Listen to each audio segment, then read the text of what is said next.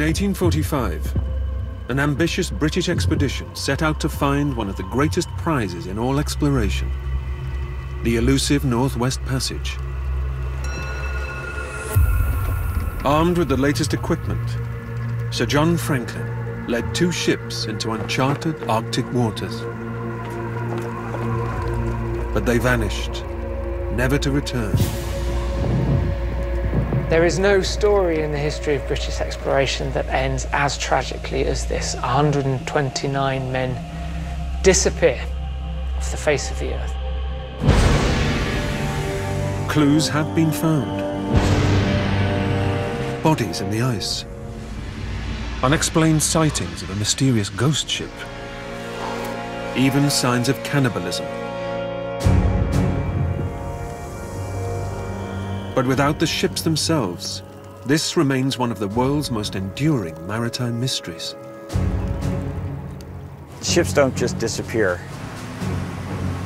And if there is a Franklin expedition ship, we will find that ship.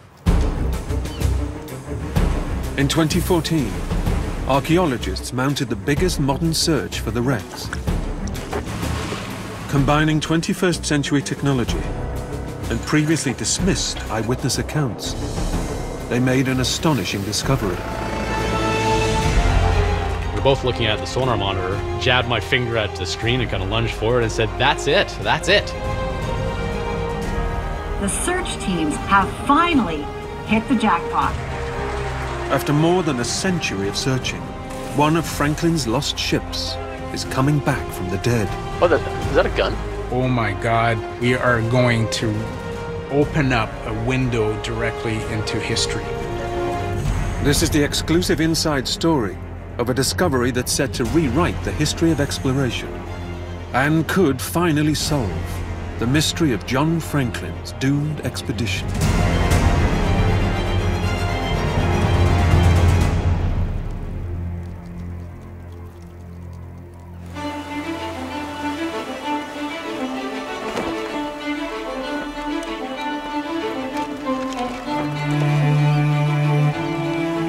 In the summer of 1845, Sir John Franklin led an expedition to conquer the Northwest Passage, the fabled route linking Europe with Asia.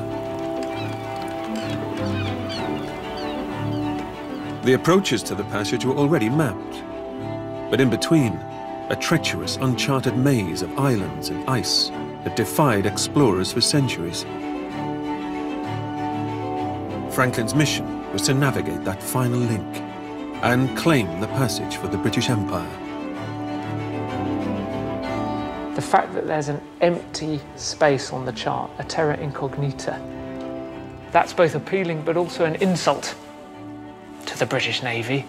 They need to fill in the lines on the map.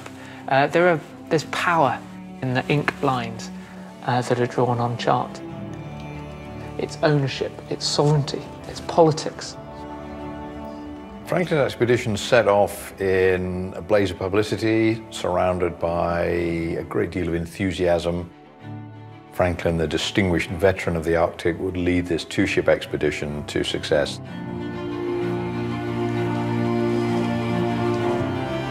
To force the passage, Franklin assembled the best equipped Arctic expedition there'd ever been.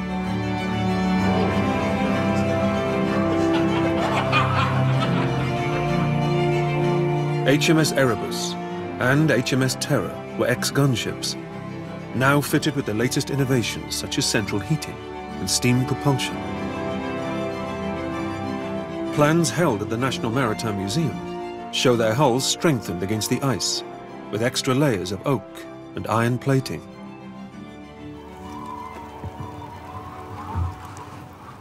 Protection against the desolate and hostile wilderness they were about to enter. It was somewhere that had fascinated men for hundreds of years, but they'd never mastered the environment. It was very much the dark side of the moon as far as the Victorians were concerned.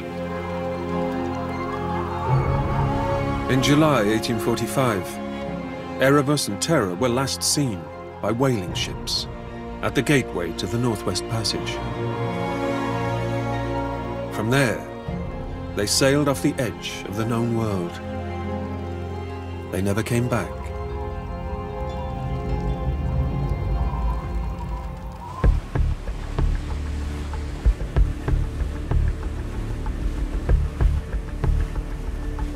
In 2014, the biggest modern hunt for Franklin's ships is getting underway. Led by the Canadian government, this multi-agency task force is the culmination of 6 years' effort. With icebreakers, helicopters, and state-of-the-art sonar equipment, all carefully maneuvered into position. One of the driving forces behind this year's search effort is John Geiger. It's the greatest mystery in exploration history. There's nothing that compares with it. It's really important from a historical standpoint to understand what happened to them. Parcs Canada's lead diver Ryan Harris has been searching for the wrecks for much of his career. This is actually our 6th field season searching for Franklin's lost ships. We're hoping that there's going to be a payday down the road here.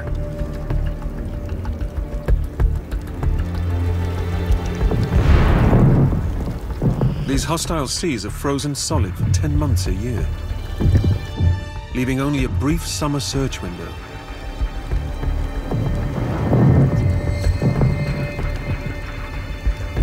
With huge expanses of ocean floor to survey, underwater archaeologist Marc-André Bernier knows they'll have to work fast. So this year, they brought a secret weapon.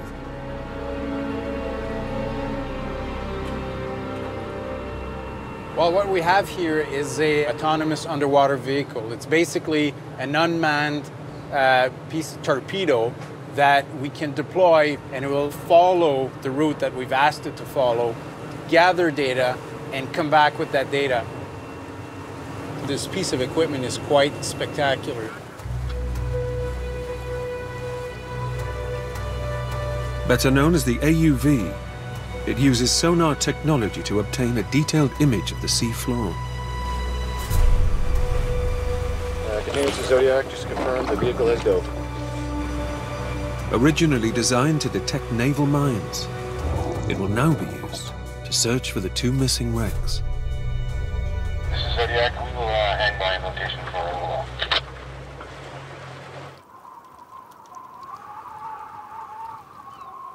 Franklin's expedition entered the Arctic in 1845 with supplies for 3 years.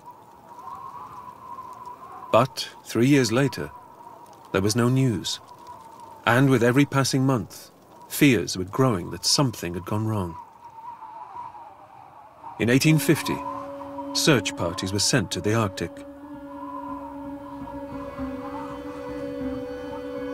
And on Beechey Island, at the entrance to the Northwest Passage, the first clue was found.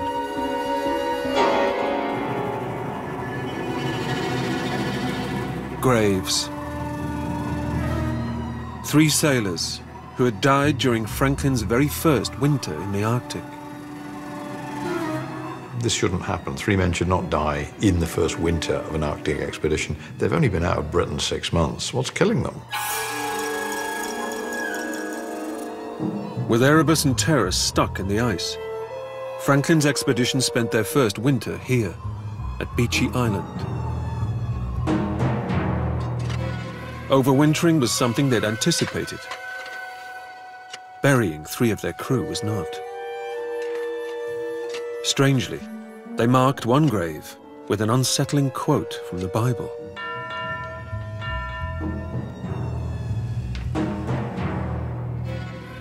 "Thus saith the Lord of hosts, consider your ways."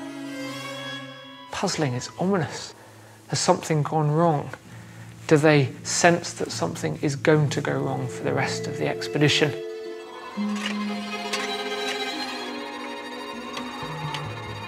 It's tragic, but it's also the first proof that this is where Franklin and his men have been.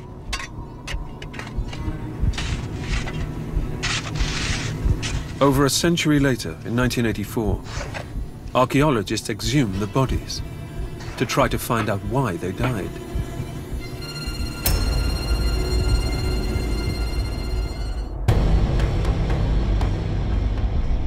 The corpses of Franklin's men were shockingly well preserved in the frozen ground. Tests revealed high levels of lead, giving rise to the theory that toxic tinned food had poisoned them. But what actually killed the men remained a mystery.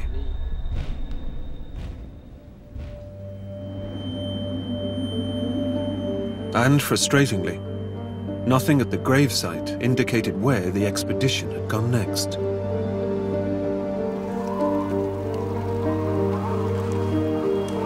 All we know is that by springtime, the ice had broken up, and Franklin pushed on, deeper into the maze.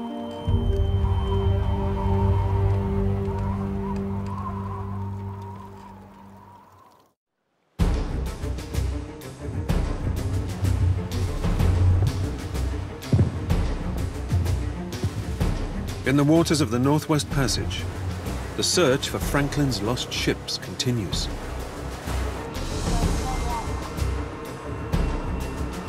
The AUV has brought back detailed images of the sea floor. Anything man-made would show up immediately.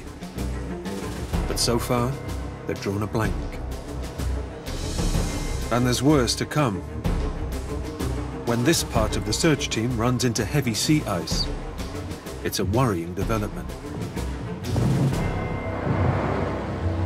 As hard as it may be to believe, this is somewhere in the Arctic. This is parts of the Arctic. This is as good as it's going to get this year. There's more ice here this summer than there's been for several years. It's thought that Franklin faced exactly the same conditions 170 years ago.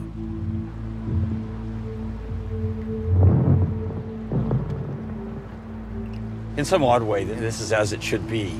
This is a lot closer to what Franklin was dealing with.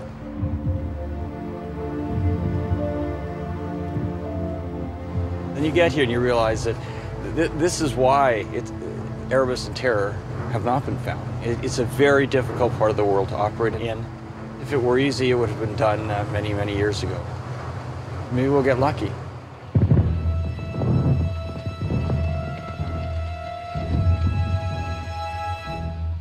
In the same waters in 1846, luck was not on the side of Franklin and his crew.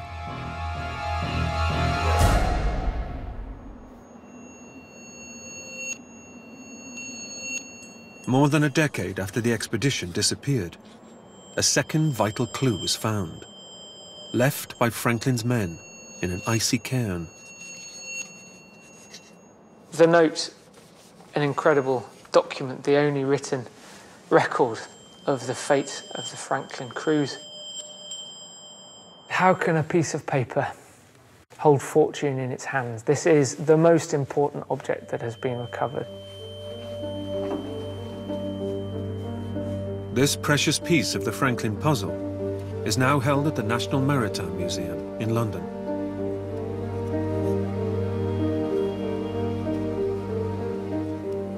It was standard naval practice to issue these kind of notes with a standard blank form that would be filled in when necessary. The notes were then placed in tubes like these. They could be just left for people to find information about the expedition. The note reveals that after their first winter in the Arctic, the expedition sailed some 300 miles south before the sea froze around them again. And they spent a second winter locked in the ice. But crammed in around the margins of the same note is a disturbing update. Added a year later, it contains only bad news.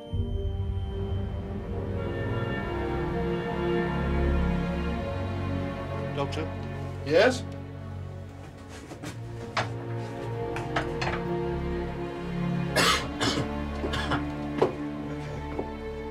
Sir John Franklin was dead.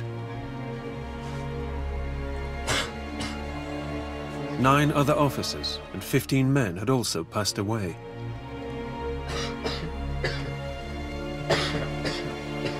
Something was going seriously wrong. The loss of any leader in the middle of an expedition isn't good news, particularly so when you're stranded in the middle of nowhere in a hostile environment. A devastating morale blow. To make matters worse, that summer, the sea refused to thaw. Trapped in the ice, the crew now faced a third grueling winter in the Arctic.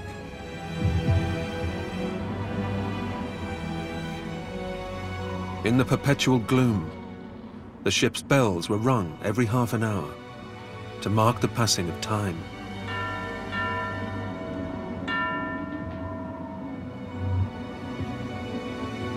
The note says the captain of HMS Terror, Francis Crozier, was now in command.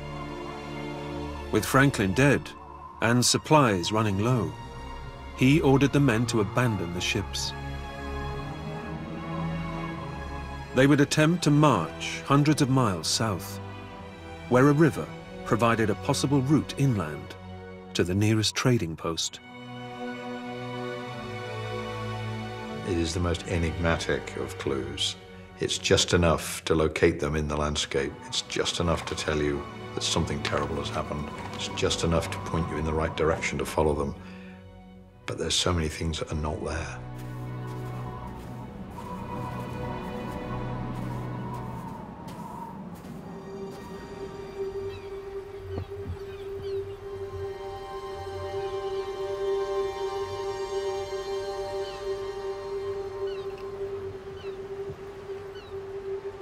Thanks to Captain Crozier's note, the search team has the coordinates of the last known position of Franklin's ships.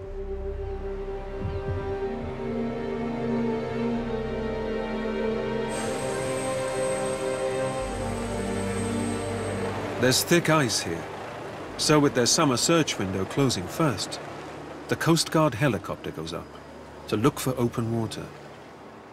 Stand by for Latin Long. And Babylon, you can get to our position right here. You've got at least 8 to 10 miles in open water before the next concentration of ice. That's good. Actually, that's excellent. It's been this sort of cat and mouse game. We feel like we have a break, we feel like we have a shot, and then the ice shifts and the door is closed. The good news is that to the north of us, there is a large opening. And this is right where we want to be. It's right in the primary search zone. And so essentially we have a shot here. We have a chance to get the AUV in the water. We're waiting to launch the first mission of the day. We're going to look at first block of 4 kilometers long. There we go.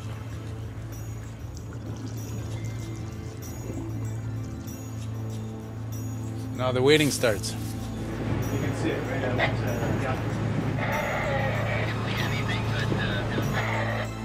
Do you have a visual on it now?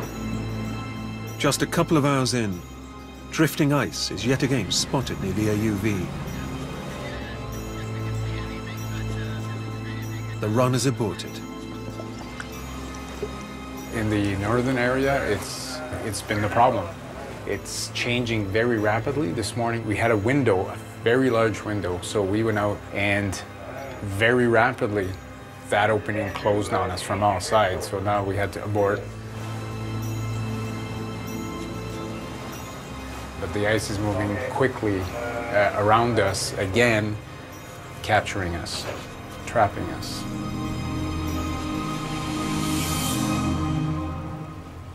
With heavy sea ice all around them, the AUV is pulled out of the hunt. It's a frustrating setback, and winter is approaching fast. But all is not lost. The team has also been following a second lead, based on information that was once overlooked. In the oral history of local Inuit populations, there are intriguing stories of a lone vessel seen drifting 100 miles from where the ships was supposedly abandoned.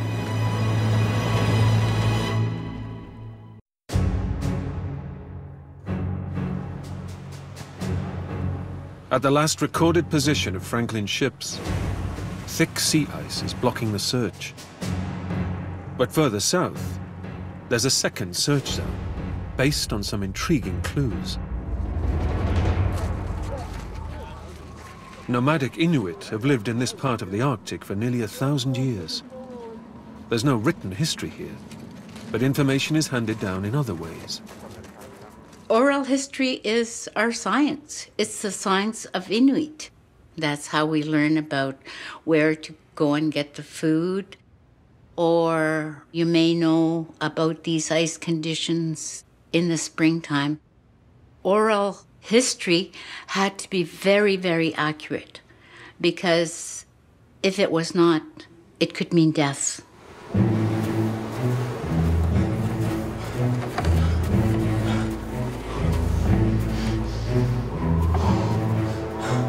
Could these oral traditions provide an important clue to the fate of the Franklin expedition?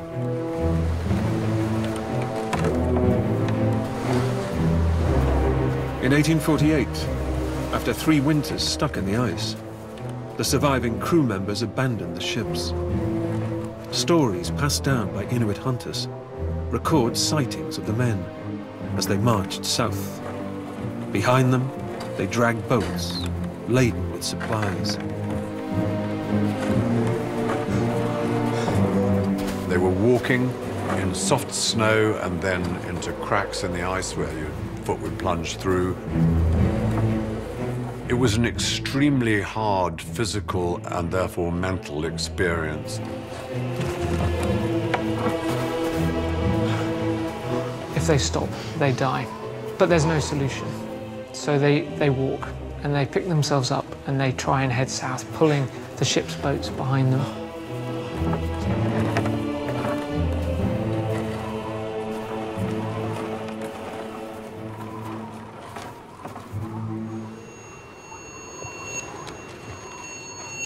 One remarkable face-to-face encounter with the starving crew was described by Inuit hunters.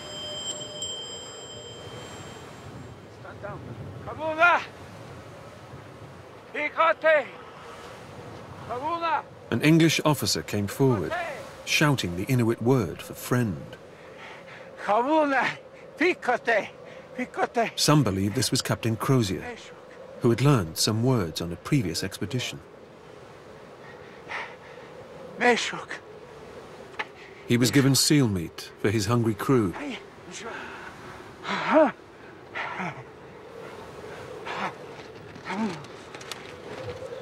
But there was no way the Inuit could support so many men. So they left, knowing it would have been suicide to stay. Franklin's doomed crew continued to march south through the frozen wilderness.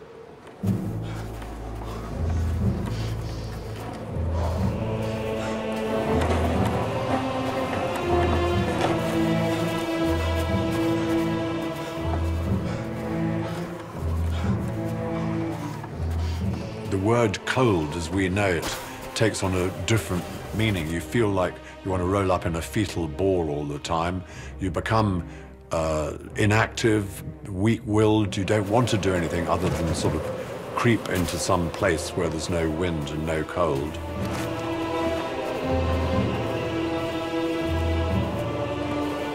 But as you get farther from the ships, bodies are found lying on the beach, lying on gravel ridges, lying in small camps, bodies everywhere.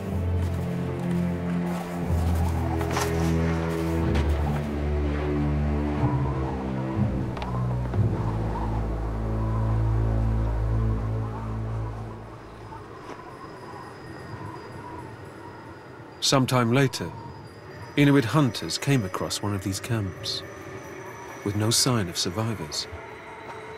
They made a grisly discovery. When news of it reached England, it sparked outrage.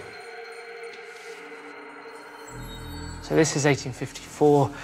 This is the Times, October the 23rd.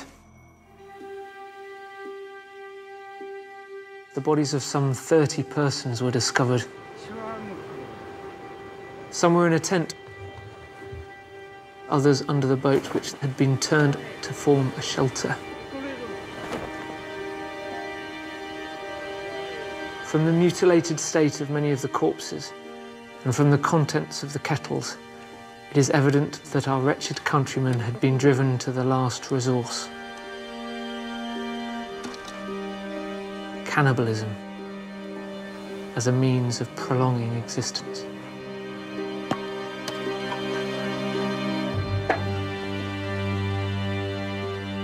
It's a horrendous, horrific truth for a Victorian public to hear.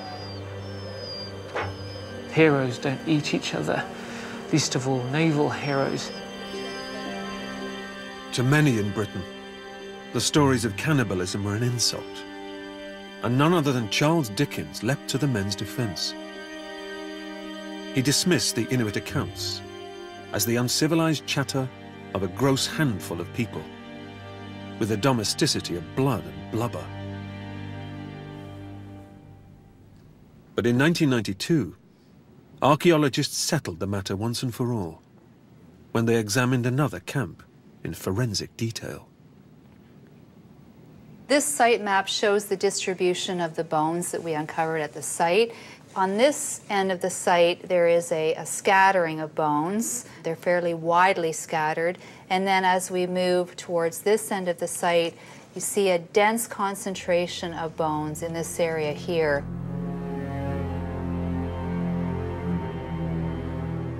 The first bone in which I identified a cut mark was a left pelvic bone. I turned it over, uncovered it, lifted it up from the soil, and found a distinct cut mark, clearly identifiable as a mark that was not made by an animal. These kinds of human-made cut marks tend to have a V-shaped cross-section depending on the shape of the blade.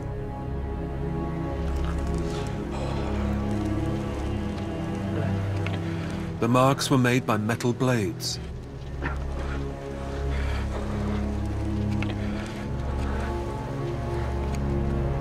Flesh was stripped from these bones by knives forged from British steel in a last desperate bid for survival.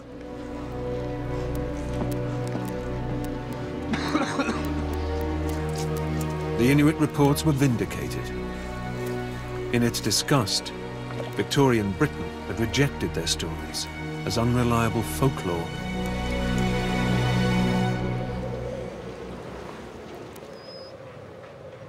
But in dismissing Inuit oral tradition, many later searchers also overlooked clues about the fate of Franklin's ships. According to Inuit accounts, one of the abandoned ships was crushed in the ice before sinking off King William Island. But oral history also preserves clues about the fate of the second ship. In recent years, this local knowledge has been gathered together by amateur historian Louis Kamukak. With the elders involved, we collected all the place names in this region, because place name is one way oral history is passed down. Oral history is passed down by speaking, telling stories, but it's also in the place names.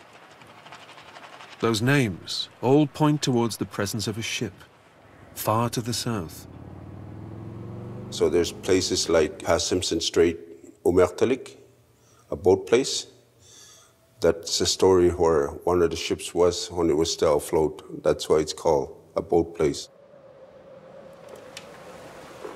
The idea that one of Franklin's ships could have made it this far south, 100 miles from its last recorded position, is intriguing. Other Inuit sightings extend right down towards the mainland. And guided by that information, this has become another focus for recent searches.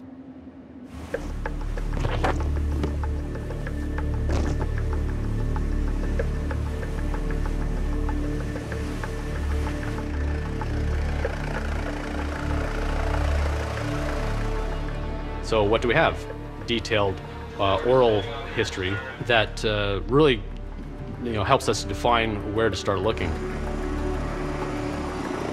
Were it not for information provided by the Inuit, we would have no reason to start looking for Franklin's ships down in Wilmot and Crampton Bay.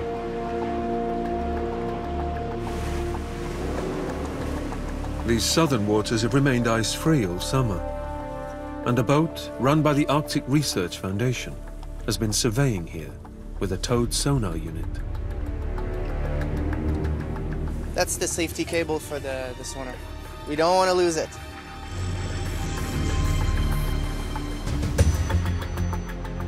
This time the data comes in live, and searchers work in shifts to keep a constant eye on the screens.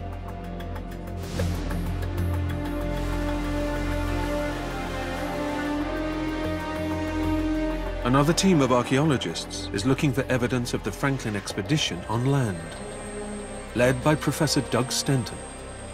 When they return from a routine survey, it's helicopter pilot Andrew Sterling who brings news of an exciting breakthrough.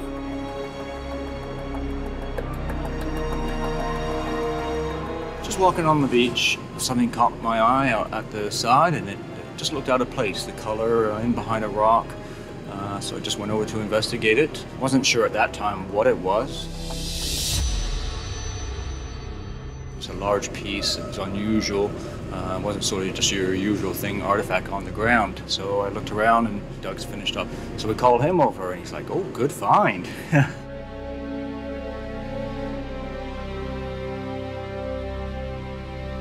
It was just unmistakable what the significance was.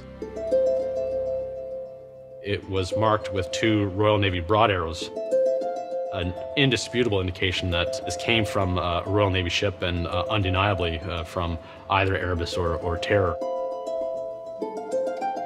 In the 19th century, these arrow-shaped marks were used to identify British Navy property.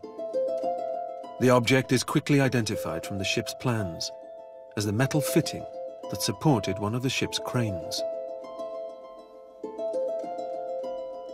In over a century of searching, this is by far the most important clue to the whereabouts of Franklin's ships. This large iron object, very close to where the Inuit report that they encountered one of these ships, to find this in that vicinity is very, very exciting, and it really told us that we were barking up the right tree.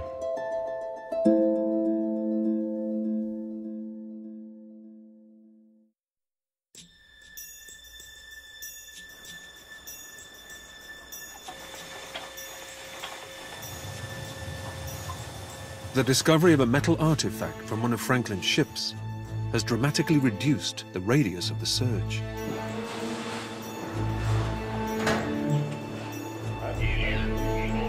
The object is too large and heavy to have traveled far from its parent ship. So the Parcs Canada team deploys its sonar equipment in the surrounding waters.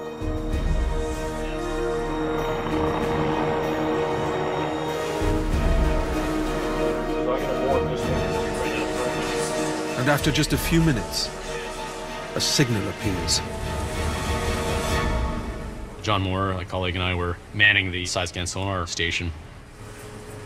We're both looking at the sonar monitor, and there it comes. This really unmistakable outline of a shipwreck. No doubt what it was.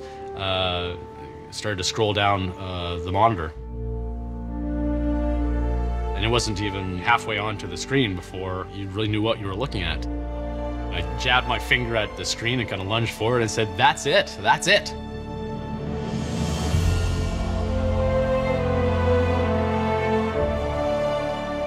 When I saw the image of the ship coming down, it cut my legs, literally. Oh my God, this is going to be a treasure trove of information, and we are going to really open up a window directly into history.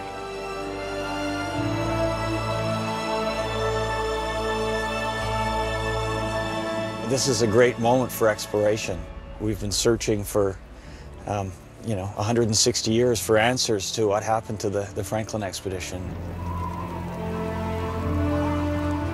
The best equipped, was finally prepared and trained expedition that had ever set out for the Northwest Passage, and to have it literally obliterated.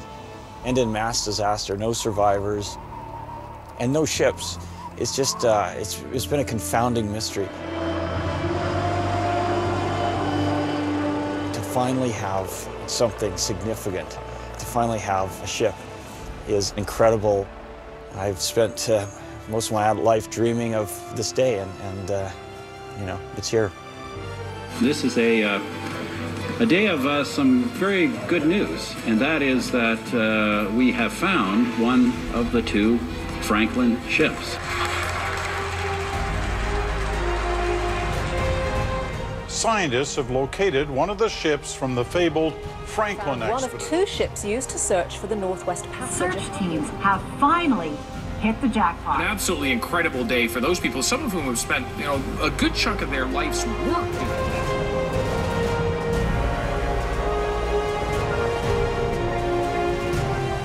For the search team, it's the find of a lifetime.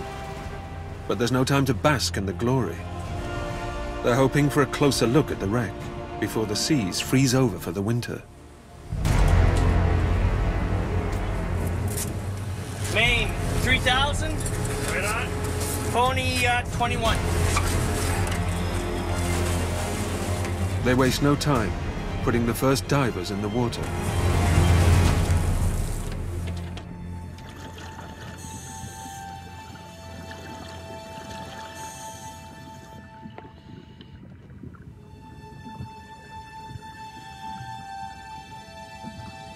I'd caught a glimpse of a timber on the seafloor, followed along its length, you know, just growing anticipation and excitement, and then, you know, boom.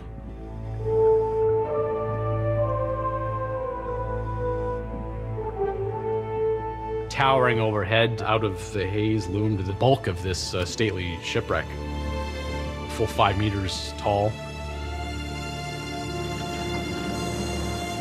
That sensation of finally laying hand on the side of this storied shipwreck, it was quite a remarkable experience that I'll never forget. From the beginning of that dive with John to the very end, it was almost too much to take in. Sitting 11 meters below the surface, the wreck is a diver's dream. In the cold Arctic water, the level of preservation is remarkable, and artifacts are strewn across the site in plain view. What, is that a gun? It's a cannon. Incredible. Is that 2 of them? 2 of them? Yeah. I mean, there's so much to see, it boggles the mind. Yeah. Cat heads in place? From the surface, the Canadian Hydrographic Service carries out more sonar work to build up a 3D image of the entire wreck. Its masts have been swept away by drifting ice, but the body of the ship remains remarkably intact.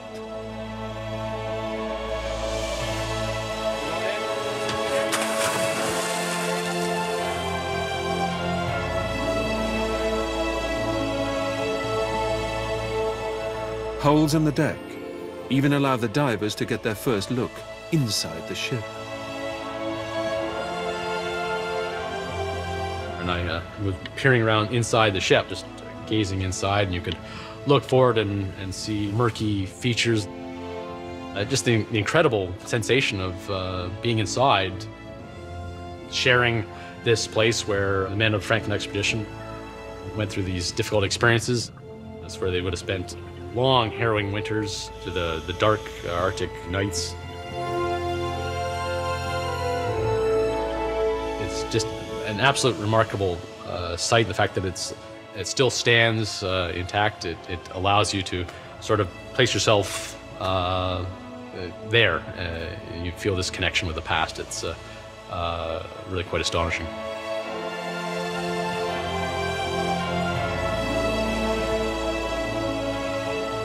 To cap it all off, an iconic prize lay in wait. I hear John call over on the headset saying, "You're not going to believe this, but I found the bell."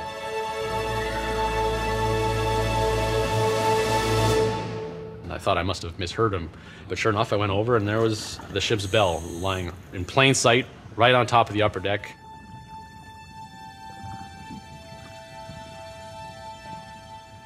Embossed on the side is the year the ship set sail, 1845.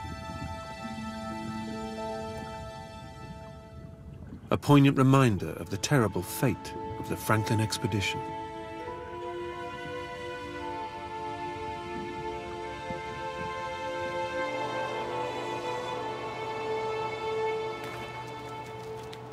Today was an extraordinary day. I've never had the like of it in my entire career, and I probably never will after this day. This wreck site, without a doubt, is one of the most extraordinary things I've ever laid eyes on. It is absolutely an underwater archaeologist's dream. Tilted the way you were? Taken slightly back, doesn't need to go much. Okay, we're going. Back at the Parcs Canada laboratory, the bell is carefully cleaned. Okay. Yeah, we really want to capture this arrow here. Cast in Britain 170 years ago. It's now scanned in 3D to create a digital replica that will never decay. By matching up the sonar data with plans from the National Maritime Museum, the wreck is confirmed as HMS Erebus, Franklin's flagship.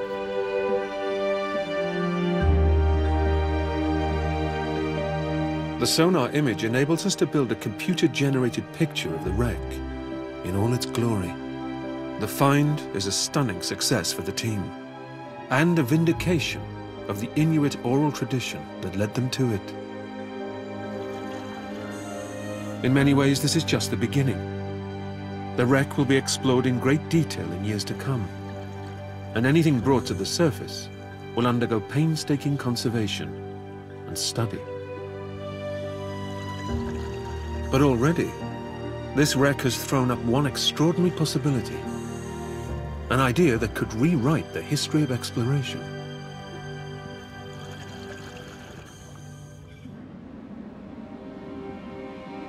Originally, it was thought both ships had been abandoned off King William Island, much further north. So how did this ship move 100 miles to the south? So where the wreck of Erebus is found, it actually happens to be protected, almost surrounded by a barrier of small islands and islets. What we ask ourselves is how this ship arrived at that location. One option is that HMS Erebus was carried by the ice itself. Satellite imagery from the Canadian Ice Service shows that ice in this area flows south with the prevailing wind. You see the tendril of ice coming down at the bottom of the screen, and that's being expelled from Alexander Strait into the Queen Maud Gulf. So it's not terribly surprising that at least one of the ships ultimately would have been directed towards Wilmot and Crampton Bay. What is less clear, however, is how it could have gotten through this tangled web of small islands and shoals, how it worked itself into a protective pocket of where we find it today. It's unlikely the ice could drag a ship intact through this dense network of reefs and shoals. But there is a more plausible explanation. According to Inuit testimony, when Erebus was spotted here, smoke was rising from the ship, and a gangplank had been lowered to the ice.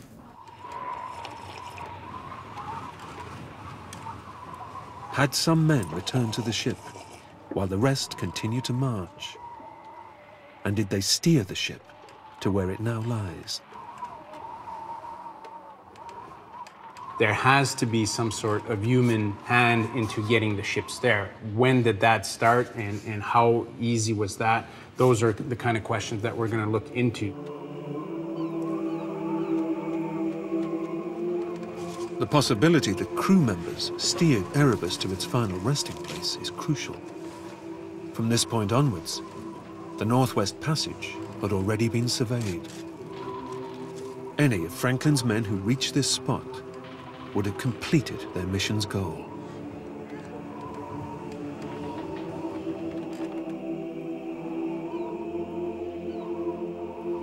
Now these men, that last surviving band, a final fire before the flame goes out, these men have in effect completed the final link in the chain of the Northwest Passage, but that is so far from their minds at that moment. These men are thinking nothing of fame or records. They're thinking of the following day.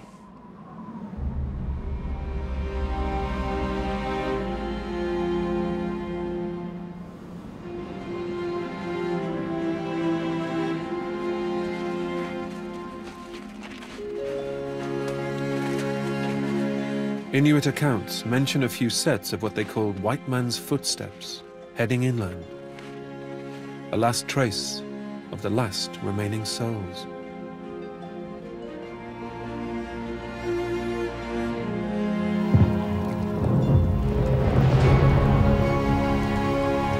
In navigating the ship to where it now lies, those men would have found the final link of the elusive Northwest Passage. The wreck of HMS Erebus is a monument to their achievement and to the sacrifice of all 129 men of Franklin's lost expedition.